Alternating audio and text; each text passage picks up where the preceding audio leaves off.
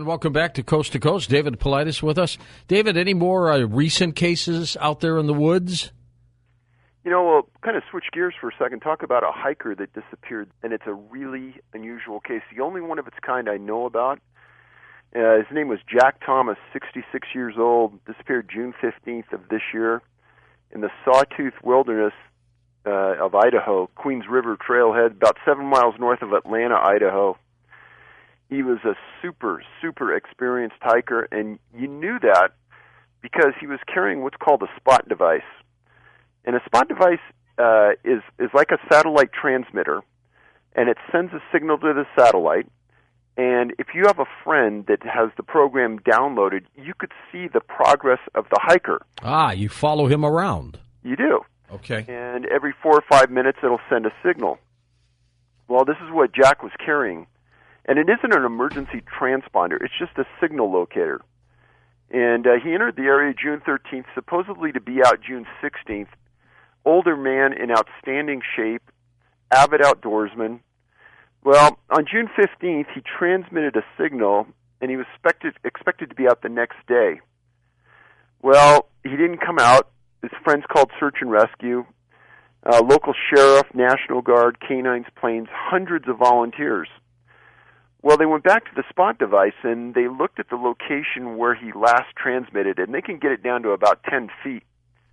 And they found out that it was on the wrong side of the river from the trail that he should have been walking, which was really peculiar. How did it get there, right? How did he get over there? Why would he get over there? And the initial search was terminated on the 27th of June, and then a local foundation called the John Francis Foundation started again, and they rallied a bunch of forces. They searched for another week and a half. They searched both sides of the river, and they confined their search to this 3,000-foot stretch of the river beneath Fern Falls. And after searching all this time, they found nothing. And that's hard to believe, especially since he was carrying a spot device. Yeah, exactly. It's the only case I know of where someone was carrying one of these and wasn't found. And it did help him at all. Well, I guess they found where he was at one time, but yeah, who really knows? What is happening to these people, David? They should have been found.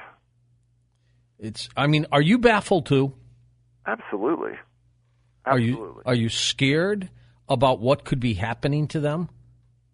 I would say that my habits have changed drastically in the last 5 years from what I used to do before. I mean, I carry a personal locator beacon with me no matter where I go. I always carry a gun with me wherever I go. I'm usually traveling with somebody else, and I always have told somebody where I'm going, when I'm coming out. And everyone needs to do that. They need to tell somebody of trust. And if you don't come out, they call for help. Well, I got to tell you, if this is not unusual or supernatural, but being done by individuals, they know who you are, so you got to be careful.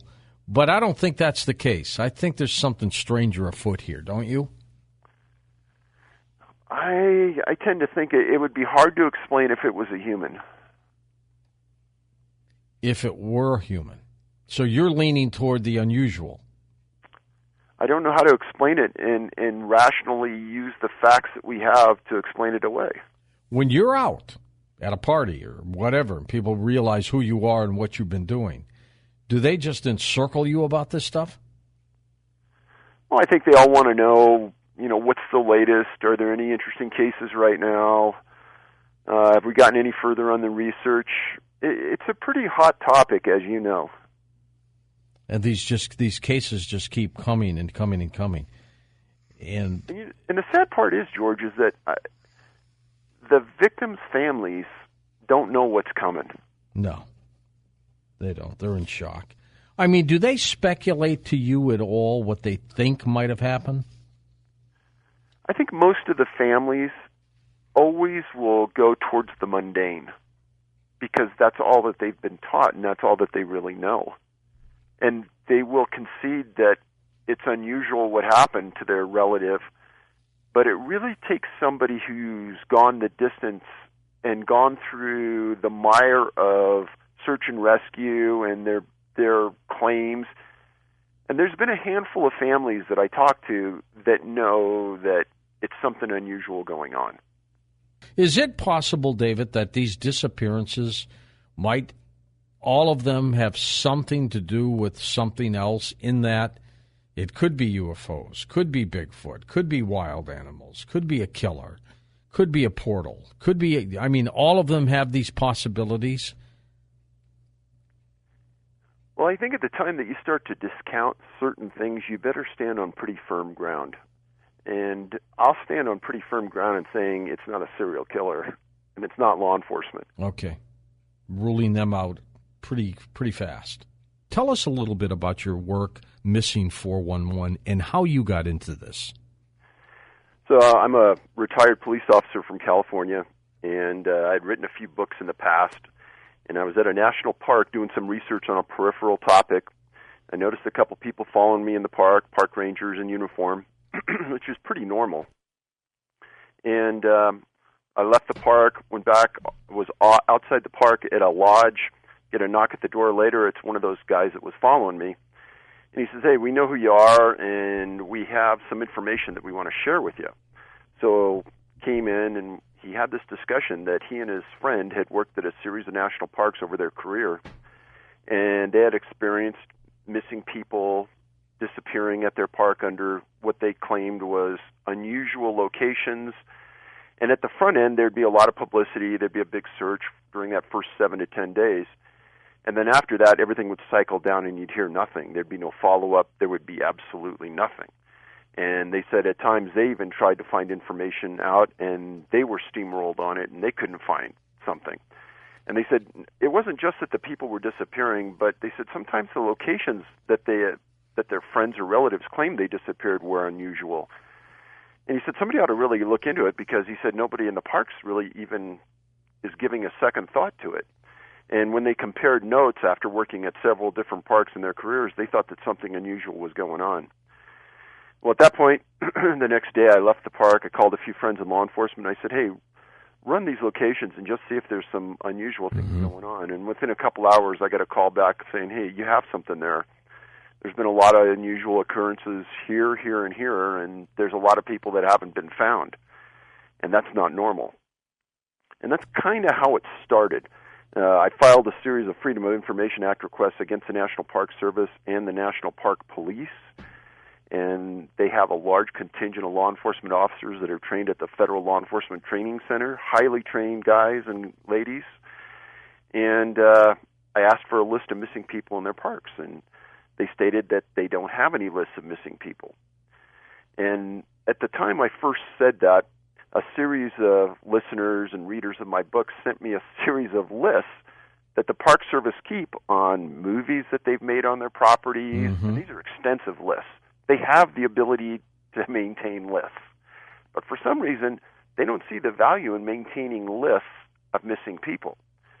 And I don't know of another law enforcement agency anywhere in the world that the chief of that department can't have a list of missing people on their desk within an hour. Yet the Park Service says they don't have any. And I explained that I was a published author, and so I claimed an author's exemption, and I asked them to put together a list of missing people for me. And they came back and they said that my books weren't in enough libraries in the United States to qualify for an exemption. Oh, jeez. And then they said, well, if you want a list of Yosemite National Park disappearances, that's going to cost you $34,000. Oh, my God. And if you want a list from the entire Park Service, that'll be $1.4 million. So you can tell that they really don't want you to have that list. No, they're hiding something. That's the general consensus. And so at that point, we just started marching down the track. Well, we'll try to figure this out on our own and go into the archives and get the help from people out there that know others and put together the best list we can. And that started with the national parks. It extended into U.S. force and into some rural areas of the U.S., Canada, and now we're into 9 other countries. And after looking at the disappearances, after you look at thousands of them, there are certain factors that start to come out that replicate themselves time after time after time. And in the United States and southern Canada, we identified 59 geographical clusters of missing people. And the largest cluster of missing people that matches our profile points is Yosemite National Park. Yeah. And how many people to a cluster, David? They can be anywhere from 150 to 5. And Yosemite has dozens and dozens and dozens. And we really don't know how many Yosemite has because they won't tell us. And every month we find somebody else that's disappeared there that is not being talked about. And if you look in the stories in my books, you're going to see that 90% of these people nobody's ever heard of before I wrote about them. And they've disappeared in the park, and the park has a classification after a couple years of missing presumed dead. And what that does is it wipes them off their rolls as a missing person. They're no longer missing, they're dead. And a lot of times families are in a tough position when a father or a mother disappears. The other spouse needs their benefits, or they need to sell a house. That's right. They need to have them proclaimed dead. And that's another way it happens. But many of these people, you won't find on any rolls. You're not going to find them on any databases. And when we request the reports a lot of times from the Park Service, especially at Yosemite will deny it every time with no rationale. Whereas another park may give it to us, Yosemite won't ever. And doesn't matter if the case hasn't been looked at in 25 years. I know a family right now, their son disappeared in the park 30 years ago, and they just requested a copy of the report, and they were turned down. And this is a family that lives outside the country, and they were quite perturbed that the Park Service is refusing to give them a report that's 30 years old. And how horrible, David, for families to have lost loved ones. And in some cases, some of the family members were there at the parks with them. They turn around and they're gone. Some of the most incredible stories I've ever heard of disappearances from you. And it runs the gamut from what? Little kids to grown adults? It's all over the place, isn't it?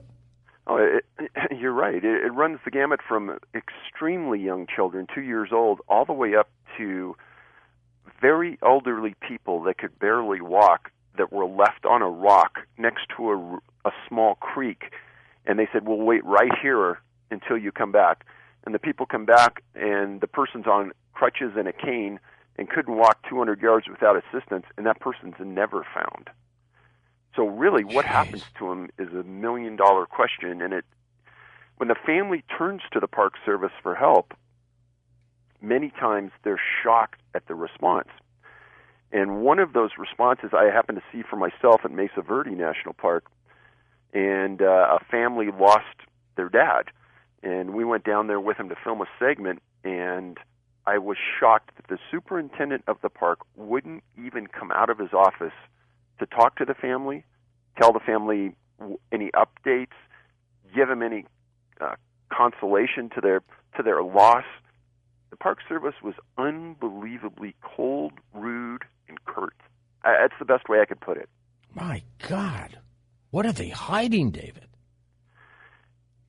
It's almost beyond any moral compass that you and I may know about, George.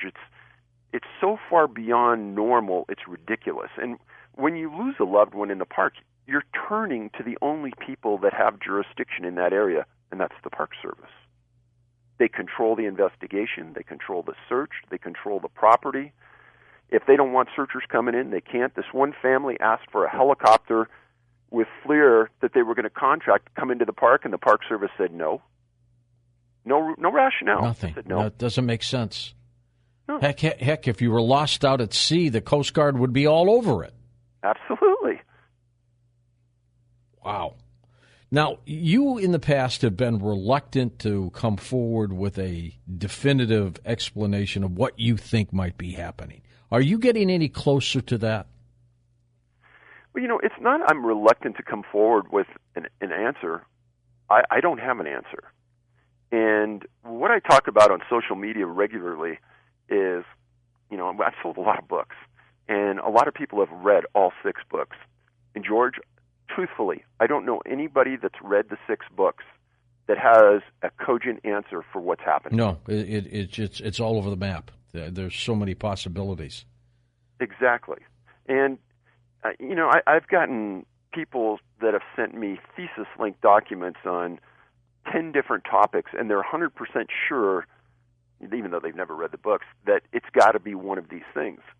And I'm not an expert in any of those areas. And it's funny that people think, well, he's a good investigator. He can uncover this stuff, and he can till the soil and find other spokes in the wheel.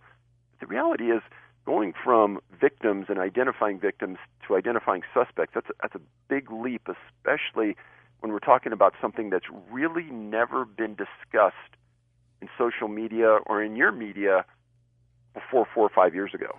Well, no, that's true. That's true. And the possibilities are macabre, mysterious, strange and unusual to practical, yet the practical ones, the logical ones, they were taken by some person out there, don't make sense because you don't hear any noise. There's no sound. These people just vanish. Well, there's no sound. When they bring in canines, there's no scent trail. No screaming. No screaming. They bring in professional trackers. They can't track the person.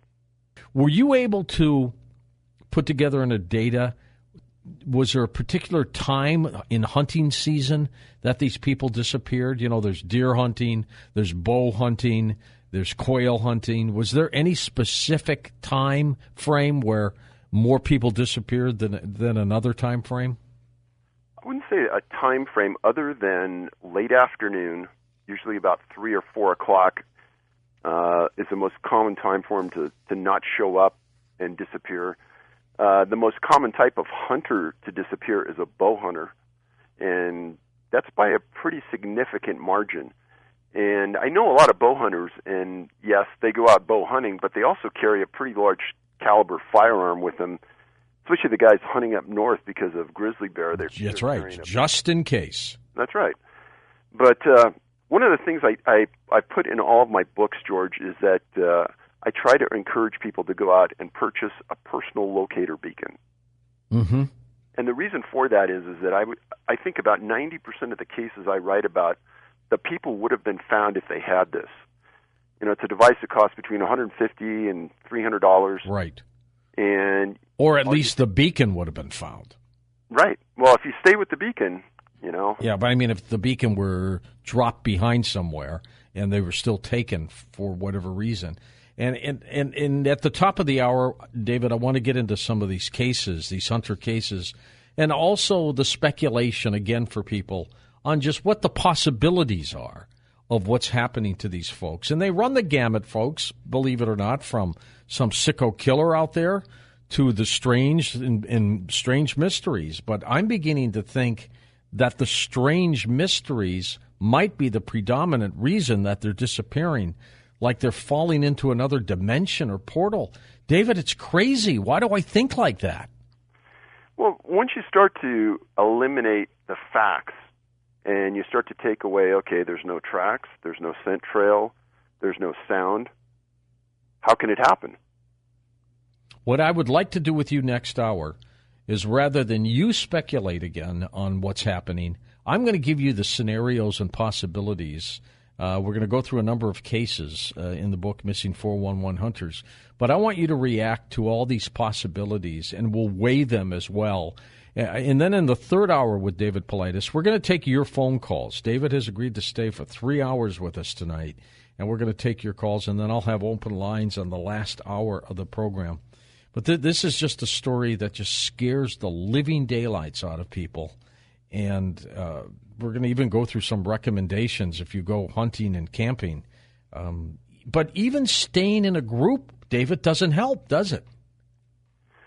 Well, it's a rare event when multiple people go disappearing at the same time, but it has happened where if you're not in someone's eyesight, you turn a corner, maybe the group turns one direction, you look back, and all of a sudden a little one's gone, and that has happened many times. I mean, if a bear grabbed a kid, wouldn't you hear a scream from the kid or a roar from the bear? Of course. I would think so. I mean, you would hear something. Wow. Well, as you put together the book, The Missing 411 Hunters, you mentioned something a few moments ago that they are older people. Do you find that to be unusual? No, not really. If you look at the demographics of hunters in the U.S., every year there's 50 to 100,000 less hunters in the U.S. because the older people are rolling off the rolls and they aren't hunting anymore, and younger people aren't coming up through the ranks in the numbers that the old ones are leaving. And if you read the natural resources books that are out there from different states, they're having a difficult time with game management because there aren't the number of hunters out there that there were in years past. So, yeah, our hunters are aging, so that wouldn't be unusual. But these are experts at what they do, aren't they? I would think so, yeah. And like you said, they're familiar with the location. They've been going out there every year. They've got their rifles. Do most hunters, I'm not a hunter, do most hunters go out with a group of other people? Usually have a camp, a hunting camp, where there's 2, 3, 4, 5 guys. Sometimes everyone starts out in a group. They walk out towards their hunting grounds, and then usually people split up. And it's rare to find guys that always stick together. And in a majority of the cases, it happens just like that. A lot of times, a hunter will get back towards someone and explain, and this is an unusual part of it too, is they'll explain that they don't feel well, and they're going to go back to camp. And I write about this multiple times, and then for some reason they disappear. Might they be singled out with some kind of beam or something that gets them sick? Oh, that gets brought up continually by readers. Now let's talk about some specific cases, David. I'll let you pick them. Obviously, you know them better than anyone, and we'll go through it. Go ahead with your first case. Well, one of the things that has always bothered me is the older hunter who goes into an area with his relatives and friends, and he disappears. And a 79-year-old guy named Fortunato Rivera, this is out of Maine, November 13th, 93 at 10 o'clock, he goes into an area near Corinth and a place called Hunt Lake. And he went in there with his son and his grandson, and his son had owned this property for quite a while, had taken his dad there before, and he put his dad into a hunting blind not far from where he and his other son were at. They were all residents in New Jersey. They had driven up the night before. And after the son walked Fortunato into the hunting stand, he said, "Hey, I'll be back in 30 minutes for you just to check on you." The guy wasn't real mobile, old, decrepit, knew exactly where he was going to stay. Well, his son left. Again, he wasn't gone long. He comes back, and his dad was gone. Poof. And so the son goes and gets his son, the father's grandson, comes back, and they start screaming for their grandpa, Fortunato. And they're not hearing anything. They don't see anything. There's no tracks. So they search for a few hours. They give up. They call in search and rescue, and they bring in the Maine Warden Service. Well, they find nothing the following day, and they searched all day. They brought in canines. They weren't finding any scent. The following day, on a Monday, the searchers find Fortunato's body face up in a shallow reservoir 20 feet from shore. Jeez. He was not wearing his coat, shirt, or boots. This is in mid-November. And he had to have climbed over a small mountain through a boulder-strewn area to even get to that location. A ranger stated that he had to have walked at least 2 miles. The coroner stated that he died of hypothermia and a heart attack.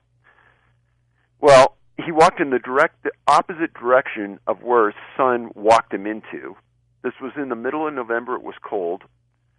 And in my past book, Missing 411, A Sobering Coincidence, I explained in detail the death of people, men and women, and how their body reacts in water. And a man's body, 99.9% of the time, if you die in water, you'll die face down. Fortunato was face up. Face up, looking up toward the sky. Very, very strange. He wasn't mobile, and his son his son had a problem with this, as did the warden service, about how he went to that area, how he got there, why he went there, how he ended up in the water, why he would have taken off his boots. None of it made any sense at all. Just 79 years old. He was okay when he was there, right? It's not like he got dementia all of a sudden. No. Mm. And he was seated in a seat. His son had said he'd be back with him within 30 minutes. And within that period of time, he disappeared, hiked 2 miles, and he was elderly and semi-decrepit. How does that happen? And how did they think he died? They're saying that he died of hypothermia and a heart attack. Oh. Now, I will say this, that in past books, I've coined a phrase from a New York detective, and that is local reports for local consumption. And what this detective meant, and I think it's perfect, is that in order to soothe the concerns of a local community, a coroner will sometimes come in with a verdict that really can't be substantiated. And what I found was, in a lot of these cases where the family went out and got a second opinion, it was 180 degrees from what that coroner said the first time. And to get a second opinion on a coroner usually costs between $2,000 and $5,000, so it's a wealthy thing to do, and a lot of people can't afford it. But the vast majority of the time, the decision on the cause of death is polar opposite of what the local coroner says. All right, give us another case, David. Well, let's stay in Maine for the time being. A place called Garfield Plantation. Again, we're going to talk about a 70-year-old man. 70, another person up there in age, okay. Yep, Robert Smith. This is in far northern Maine, south of Portage Lake, kind of adjacent to the Machias or Machias River. This guy was a super experienced deer hunter. He had just had cancer, went through all the recovery. Doctor gave him a clean bill of health, and he was excited because he got the okay from the doctor to go hunting with his 3 brothers and his wife. And this was in a hunting camp that they had owned for decades on the outskirts of Garfield, Maine. So he was all excited about this trip. Absolutely. First time he was getting out and felt good, and he was with his family. This was November 18th, 97. Robert's wife walked with him to the hunting stand, and his brothers went to their hunting stands, and everyone got into them, and the wife was sitting in it with Robert. Were they all relatively close in proximity? They were within gunshot range of hearing each other. All right. Well, at 2:30 p.m., they hadn't seen any deer. They hadn't seen anything, which was unusual for that area. And Robert told his wife he was going to walk a half circle in the area to see what he could stir up. So he climbed down the tree. He was carrying his rifle and wearing a bright orange vest. Well, at about 5 o'clock, it was starting to get dark, and Mrs. Smith started to get worried because he hadn't come back. And she walked over to the nearby deer stand to get the other brothers to start looking for Robert. Well, by 6 o'clock, they couldn't find him, and they called the warden service. Now, George, these are the facts of what happened. There was a 9-day search, 18,000 acres, 250 wardens responded, searched along with professional law enforcement. National Guard units came in. 2 planes searched with FLIR. 2 helicopters searched with FLIR. There were multiple canine teams that came in. And this is an odd one. The Naval Evasion School sent 20 personnel to assist. Why? Very interesting. The Naval Evasion School is attached to one of my stories regarding a lady named Geraldine Margay that disappeared on the Appalachian Trail in Maine 2 years ago. She was found on their property dead, even though that property had been searched. There's a side story to that Naval Evasion School I could talk for hours about. Okay. But during the search, fog and snow hit the search area multiple days and slowed the efforts. On November 24th, 97, or 6 days after Robert disappeared, the most senior game warden on the scene made this statement. He said, this case has us totally baffled. Well, They continued to search on for weeks. The family paid for extra searchers to come in. 1 year after Robert vanished, his family went back again with another large contingent of family members and private searchers and found nothing. A year later? A year later, hoping to find something. Well, Robert owned the property for decades and knew it like you and I know our backyards. And he had a rifle when he went out there, right? Had a rifle and was wearing a bright orange vest. Oh, my gosh. He was never found. And why wouldn't you at least find the vest? Now, this area of northern Maine also contains a story that I wrote about where two Maine wardens disappeared in the early 1900s under very unusual circumstances. We won't go into the story today, but this area of northern Maine, right near the Canadian border, there's a lot of weird stuff that goes on, and this family never got closure. But this is one of those stories that isn't so abnormal. But where could this man who just got over cancer, how far could he walk? Not too far, you would think. No. And so just why going. couldn't canines pick up a scent? Do the canines ever act as if they're frightened? You know, in past books, I've written strange behavior by dogs that have been brought in. Sometimes they'll walk in a circle around the handler and just lay down at the trailhead, which is really odd behavior. Other times they'll walk up the trail 20 or 30 feet and turn around and walk back. And animal behavior is a little difficult, and it's hard to tell if they're uninterested, if they're scared, or what the story is. But there is a lot of unusual behavior that goes with these stories. Well, there sure is. Okay. Well, that's important, too, because they generally sense things. Let's get back to that naval evasion school for a moment. Sure. What do you think's going on with that? 20 people to assist? That's weird.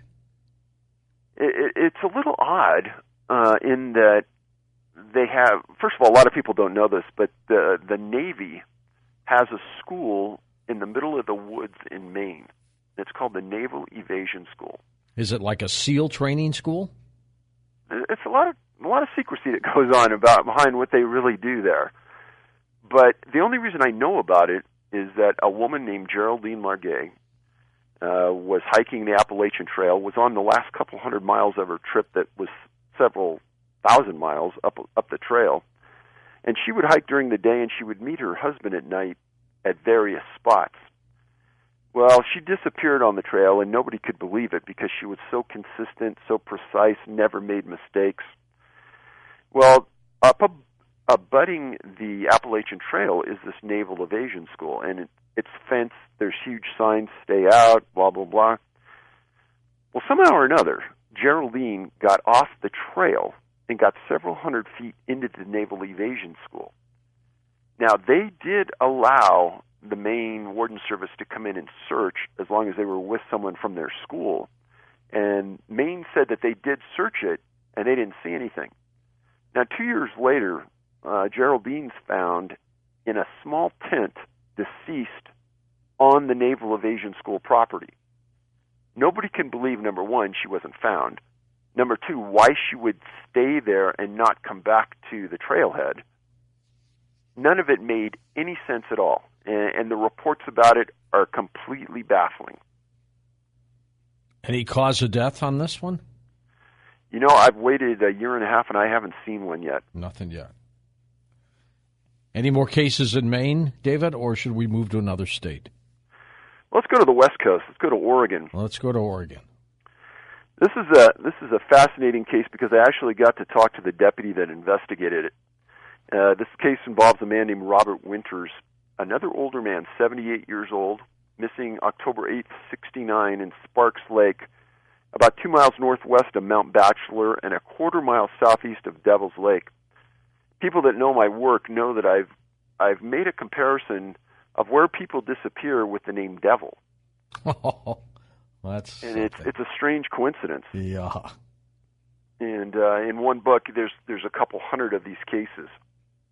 Well, Robert was also hunting with his 3 sons, and he hunted this exact area up from Spark Lakes for 20 years. 20 years. So he knew it like the back of his hand. Absolutely.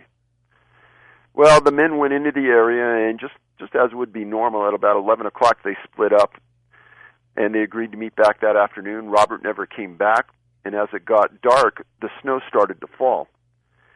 And one of the profile points I write about in my books is a weather change in conjunction with a disappearance.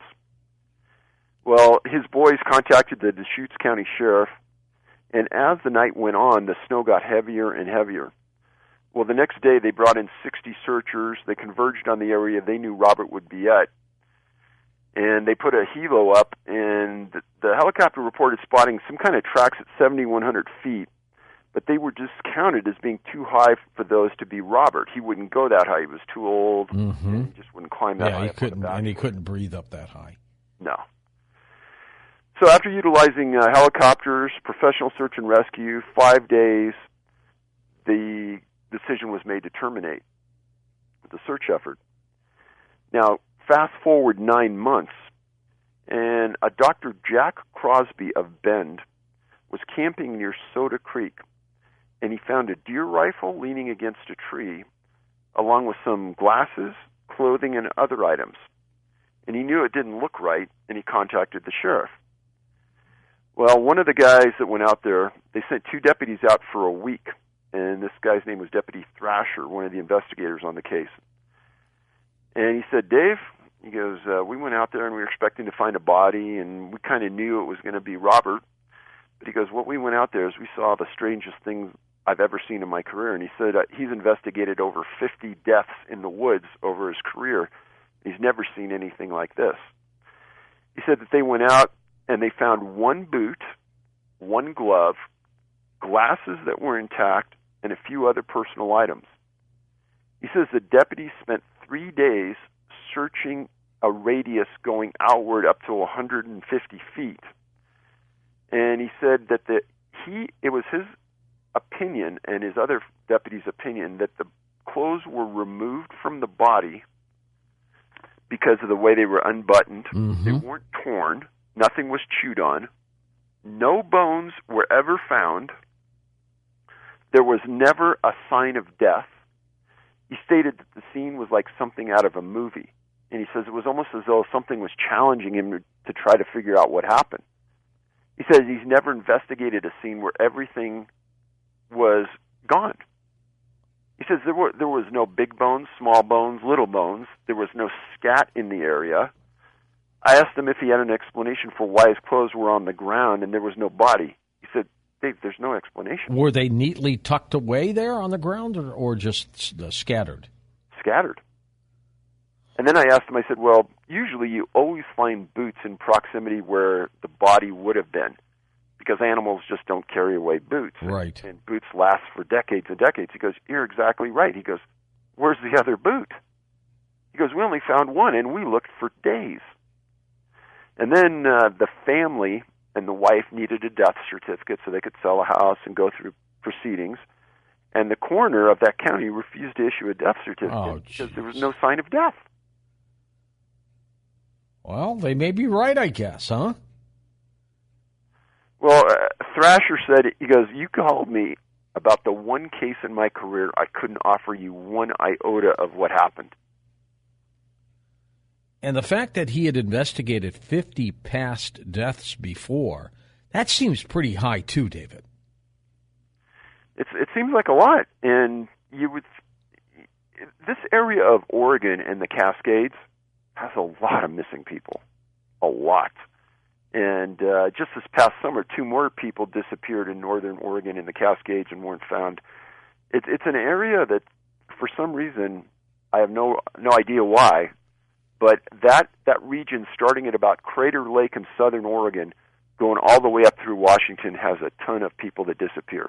Do people talk about these cases in these regions? Have they become like myths and legends?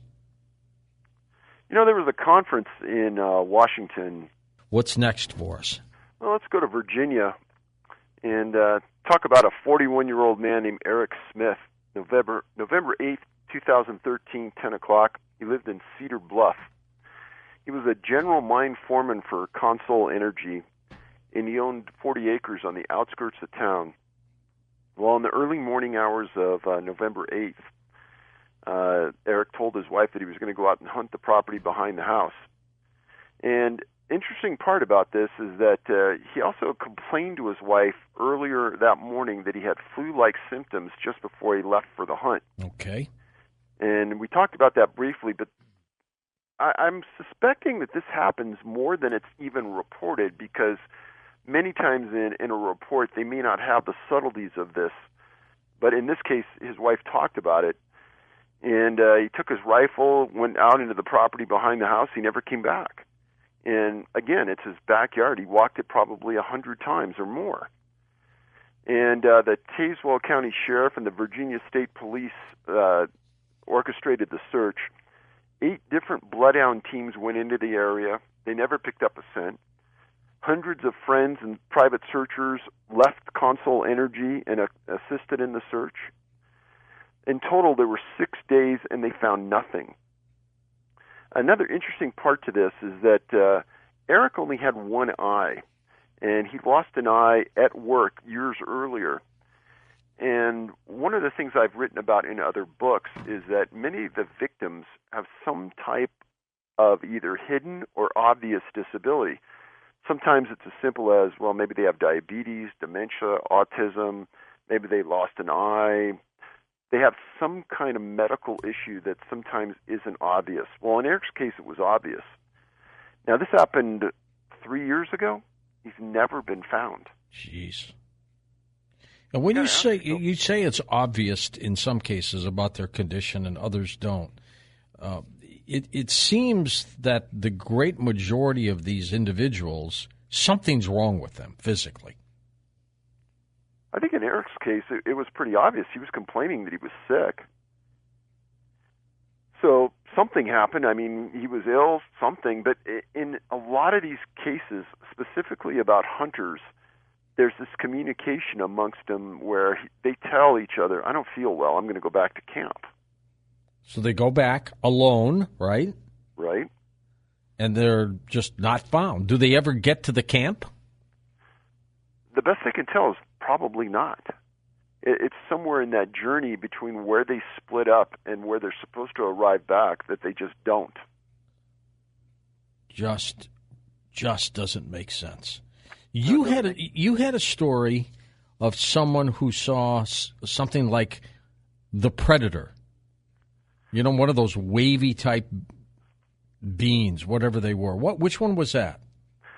So this is the first time I've ever written about something like this, and I try to keep it pretty confined to the story at hand. In this instance, the informant, the person that was involved, was just beyond reproach credible.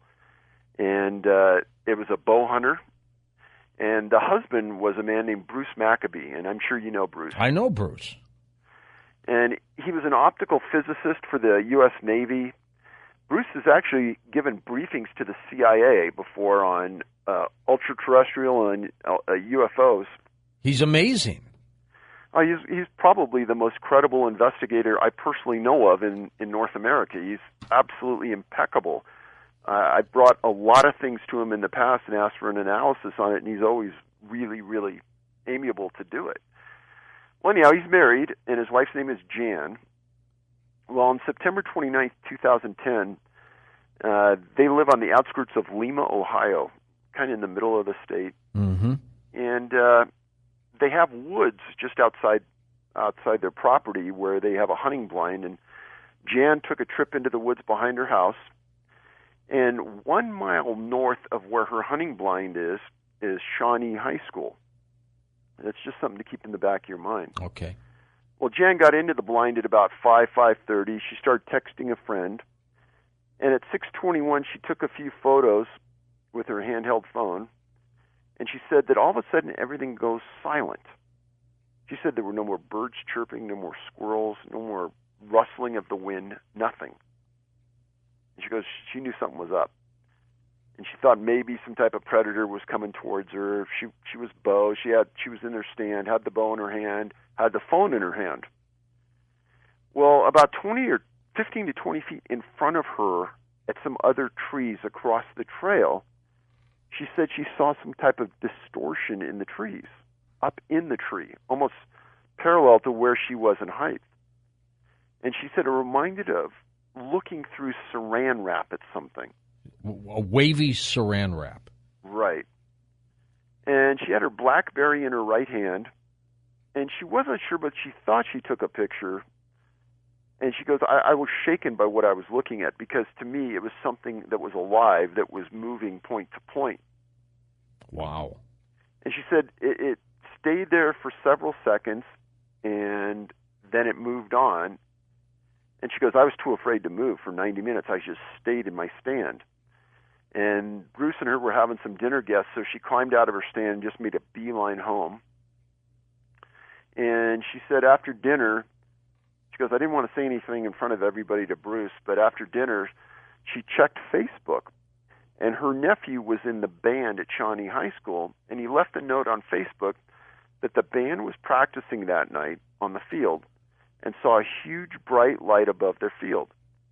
He said it got progressively smaller, and then it reappeared, and it all happened between 7:50 and 8 o'clock, which would have been the time that Jan was in the stand.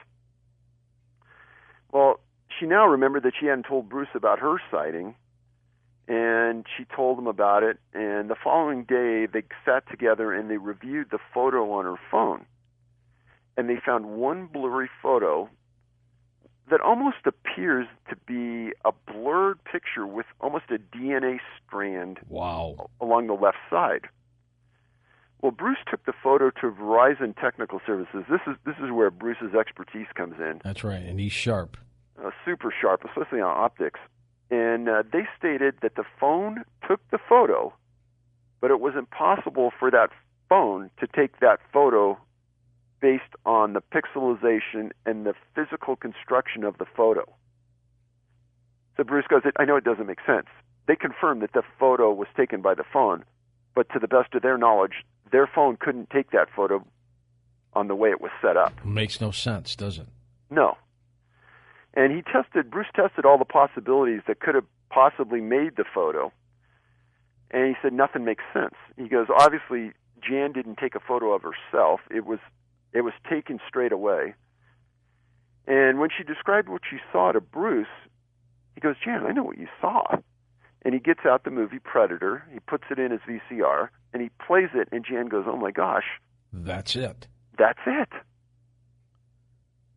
And then if you couple that with the nephew's observation in the sky just a mile from her stand, in essentially the same time frame, the photo confirms something really, really unusual happened out there.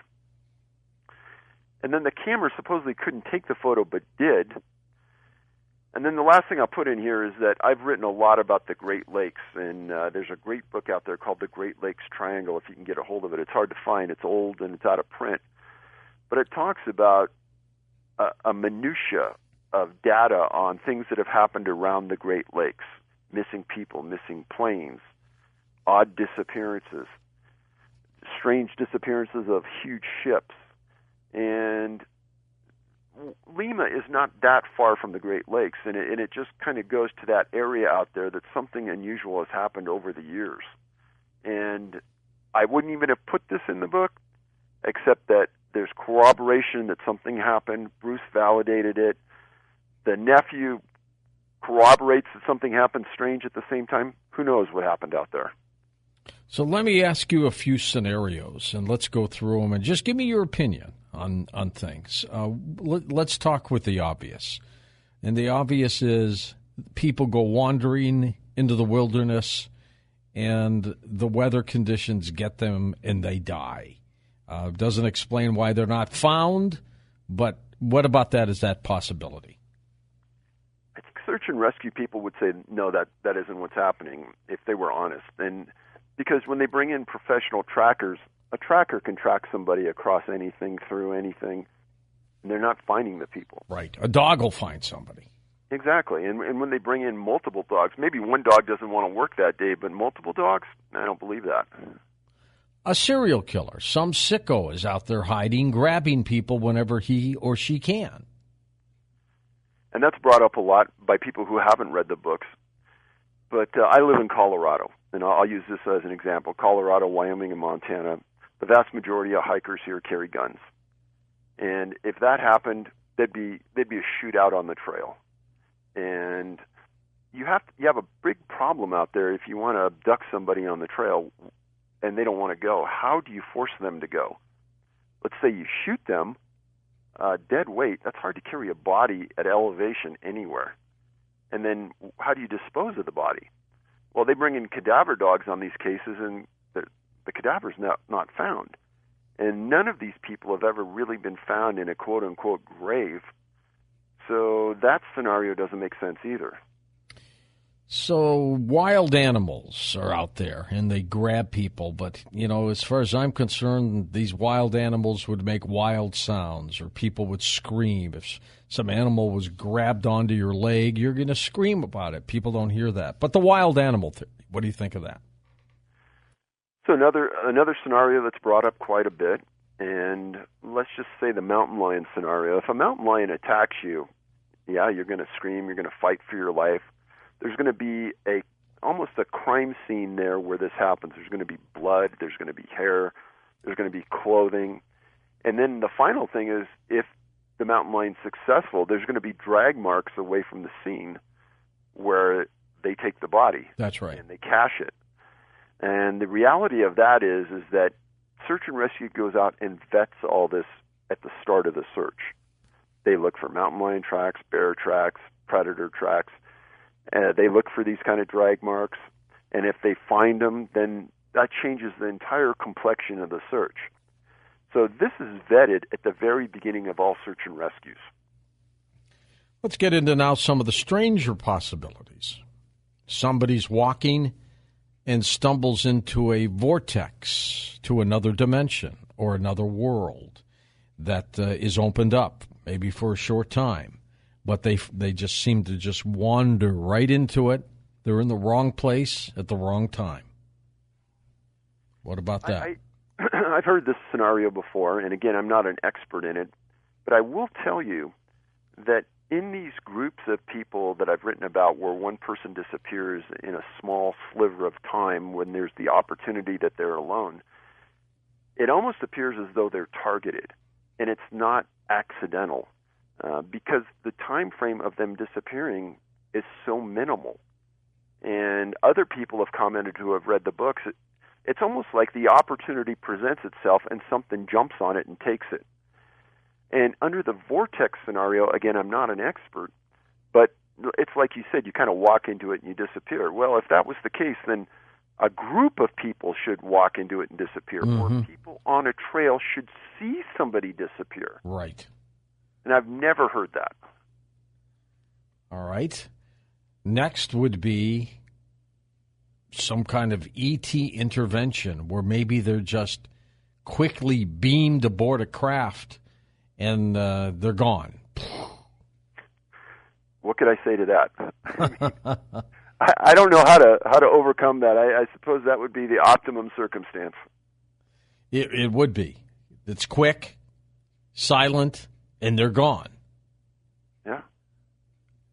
But that wouldn't explain why some of the clothes comes back, one shoe. That's weird all by itself. Yeah, and if someone was going to make the effort and drop clothing and shoes off at a location, then where would the body be, and why wouldn't there be other evidence that they were there? How about a Sasquatch or a Bigfoot grabbing people? Well, again... That's almost like the wild animal theory, though. Again, I think that you would find tracks.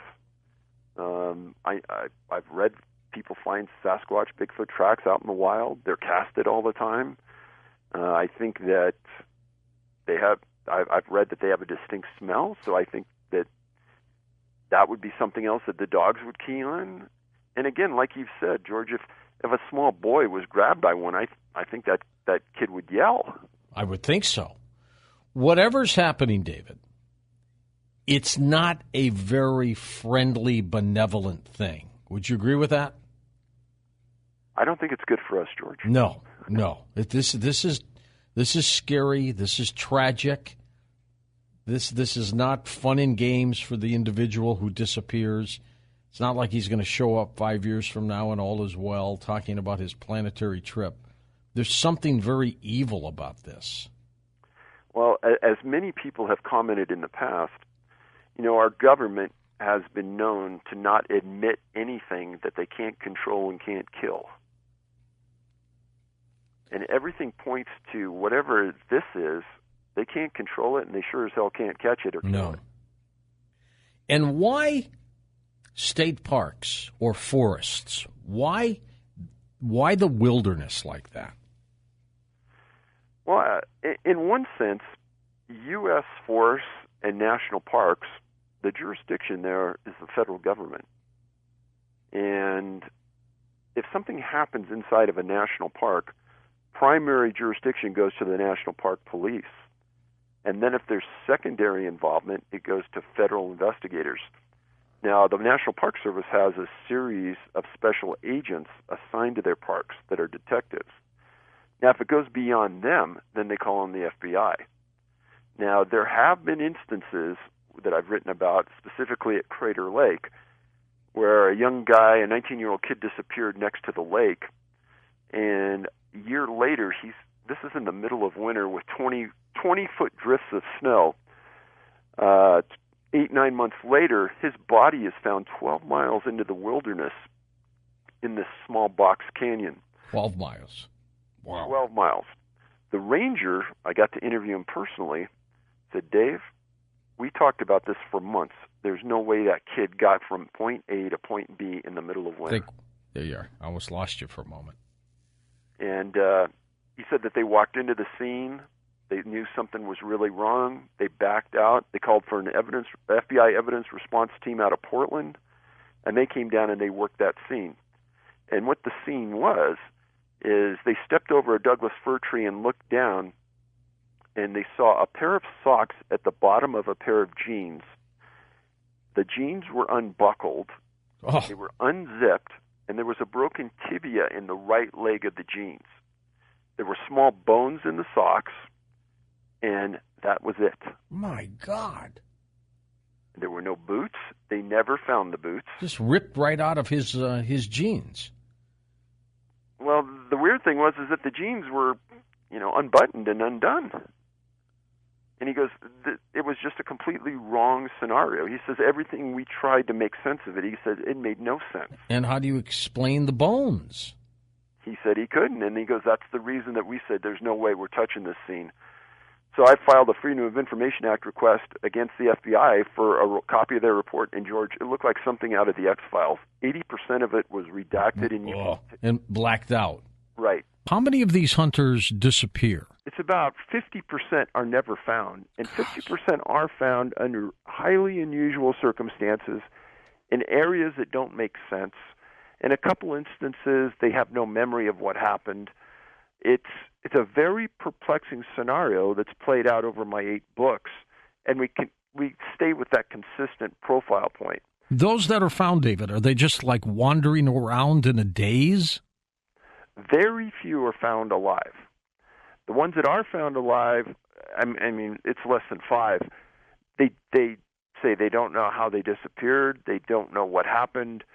There's been some that have been interviewed that have said, it's like we were walking in an area that we knew, then all of a sudden we walked into an area that we had never seen before, never been in before, and can't explain how we even got there. And then an hour and a half, 2 hours later, they end up walking out. But if you ask them if they could walk back to the area they just came from, they said, there's no way. We've never seen that area before. In all of these instances, 99.99% of the time, they bring a canine to the scene, and they can't pick up a track or a scent. That's strange. They bring in professional trackers, and they can't track the person, and they can't find tracks leaving the scene. Now, I'm sorry. No, you go ahead. Go ahead.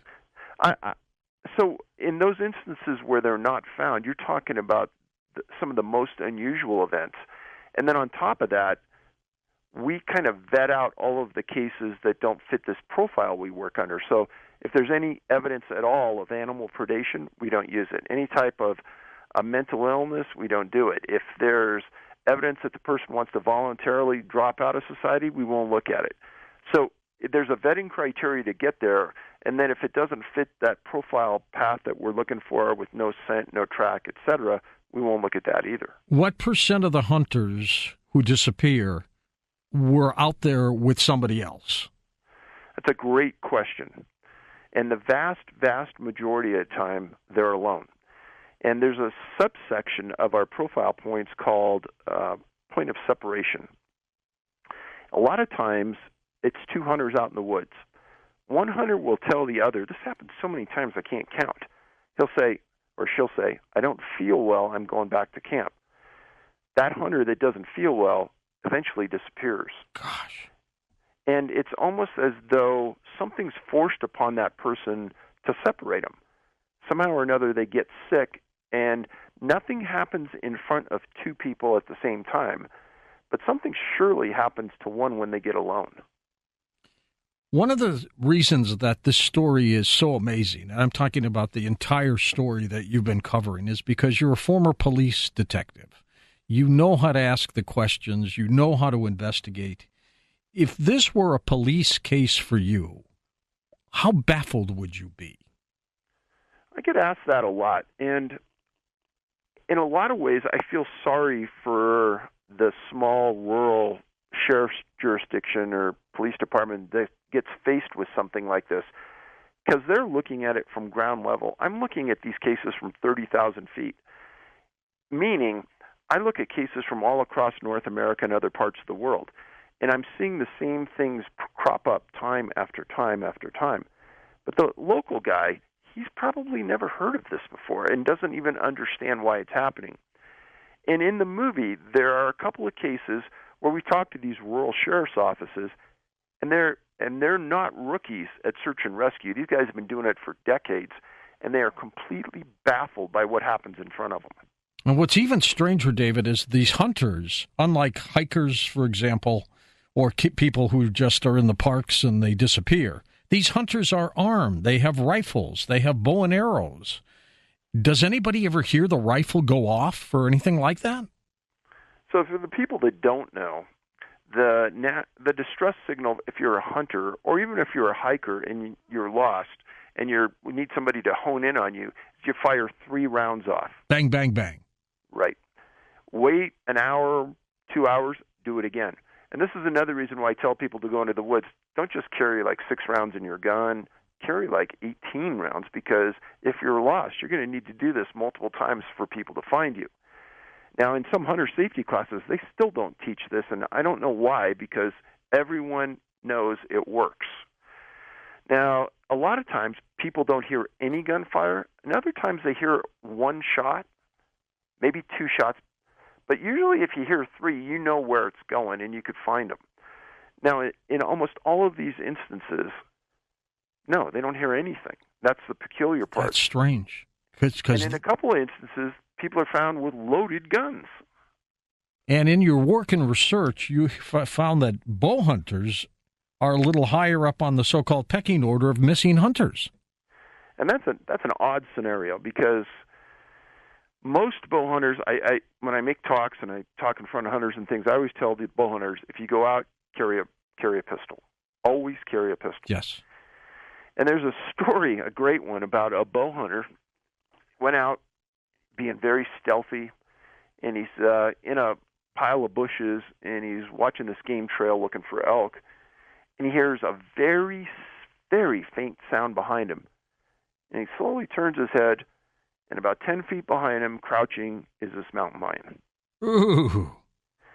And there's no time, and there's no way he can whip around with his bow in that small distance in those bushes and get this mountain lion. And luckily, he had a pistol. But it's those kind of scenarios where you got to be careful.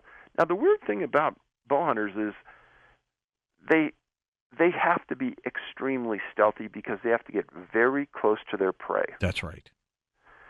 And other than that, I really couldn't tell you why so many of those disappear and are never found.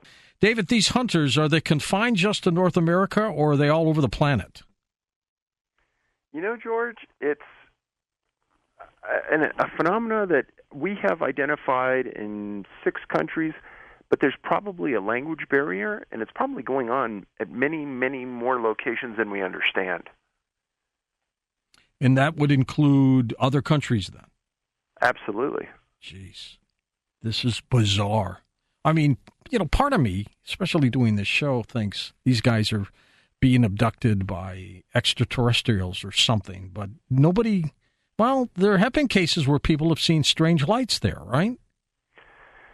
So in the work I've done, there has been 1 or 2 camps that have seen orbs and things in the sky that don't make a lot of sense.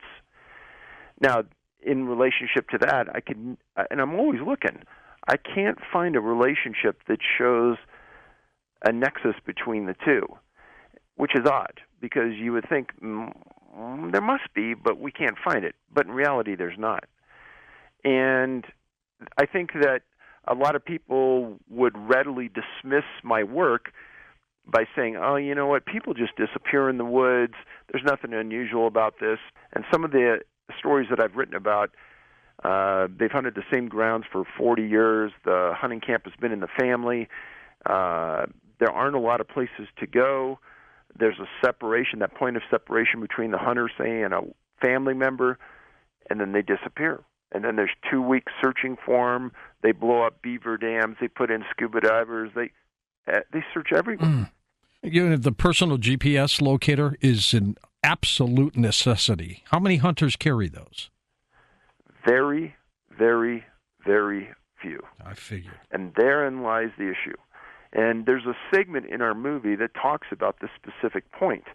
And whereas a hunter may spend $500, $600, $700 on their rifle and great clothing, it's that $200 device that could save your life. But you know what, George? Nobody, a hiker, hunter, nobody ever thinks it's going to happen to them. And that's the problem.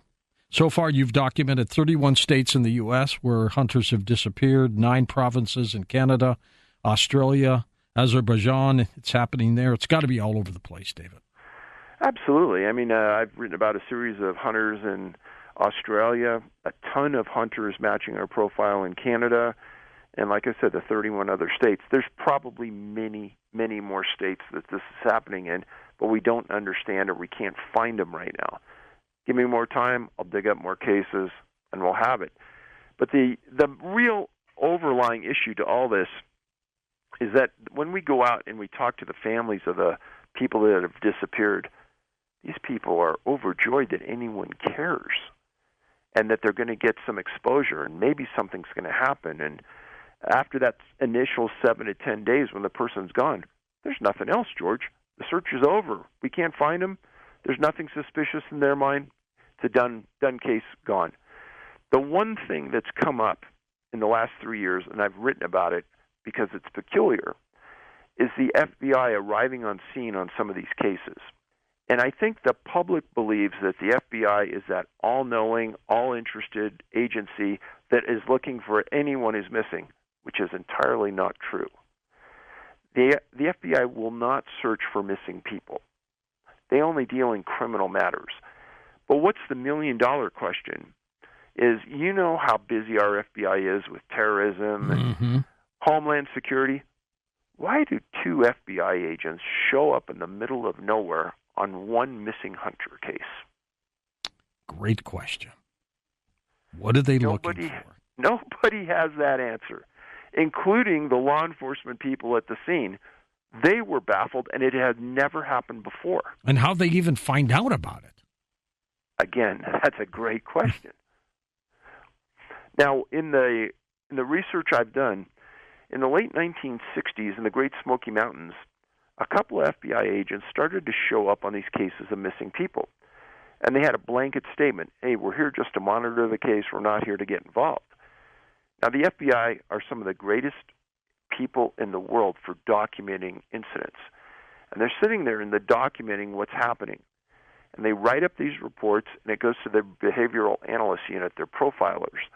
And what their job is to look for other cases that match what was just written about and see if there's a consistency, see if there's something going on. As I've stated in my books, I think the FBI knows something really odd is going on. but they don't know what it is. And they don't want to guess by telling us. They don't even want to talk about it, George. That's a good point. When you were taping the program, were you baffled by anything that just shocked you while you were putting it together? Probably that there was validation on a couple of these cases. When we talked to the victim's family, that an FBI agent did talk to him, and the victim's family asked the agent, "Well, what happened? Why are you here? What's going on?" They stated, "We don't know," but I think the words were, "But something very unusual happened to your husband." They're telling the family that. Correct. How would they even know how to say that? Well, at this point in that one incident, the case had been going on for almost 2 weeks. They hadn't found a trace of this 80-year-old hunter. They knew he couldn't go far. They knew he was somewhat disabled. And to not find a trace, no weapon, no nothing, the agents had their backs to the wall. They didn't know anything. And again, they were just sitting there for 2 weeks monitoring what everyone else was doing, not participating, not commenting, just watching. Again, an odd scenario. Do you think these cases go into some kind of FBI X file? Well, I don't know what file it could go into that fits their working criteria, because there is none. That's the unusual part. But I'm not the sharpest knife in the drawer, and if I can validate super unusual things that are happening to hikers and hunters in the woods, I have no doubt that they are as well. And when I say that the cases that are in the movie have scientific validation behind them, well, I know that these guys are no dummies. They're super smart people. They know what's going on, but they're not going to say anything. Have the agents also been investigating just the general hikers who have gotten lost in the parks? Well, I only know about the cases that they're involved in when witnesses on the scene report them showing up. Otherwise, you don't know. You don't know who they are. Exactly. You don't know. And you could Freedom of Information Act the case, and the FBI will say, "Nope, we don't have any files on that." And that's been a common theme the last 3 or 4 years on many of these incidents that we're looking for. Haven't some of these hunters been found in the dead of winter with no shoes on? That's correct. And a lot of times... That's weird. A lot of times they were so close to camp that the opinion is that the hypothermia couldn't have set in the time that it took them to reach the location. So hypothermia was never on the table as part of the scenario. And why would the shoes be off on this poor guy, and why couldn't they find him? And why wouldn't his feet have been torn up, or rather abused to the point that it appeared that he walked over a long lost area? And it didn't make any sense. This has happened to hikers as well. David, what does your detective background tell you about this, especially with the FBI involved? It tells me that they know a lot, and they've been following this scenario for probably 35 or 40 years, because it first started, way back in the late 60s, early 70s, so maybe even 50 years. They have amassed quite a file on it, no doubt. And again, if people don't know the entire circumstances of what we look at, these aren't casual disappearances. These are the most complex and unexplained scenarios that you can delve into. And I think by you watching the movie, George, you understand that the cases where they didn't find these people, there were no easy explanations. Oh, no, it was weird. And what was even heartbreaking is the family, because they want to know what happened to their loved one. And who do they turn to for those answers? They turn to law enforcement, right? Yeah, exactly. And they have no answers. They have no answers. And after that first 7 to 10 days, George, they have no help. It's a sad scenario because there's no closure for the family. They have no answers. And many times, these disappearances occur in areas where there have been many other disappearances. I call them geographical cluster zones. And we've mapped 59 of those in North America. And one would think that the simplest explanation would be the most logical, but that's not the case in these cases. No, there's no logic that you can apply to this that makes any sense. No. I mean, looking back on the profile points again, no tracks, no scent trail that canines or bloodhounds can follow.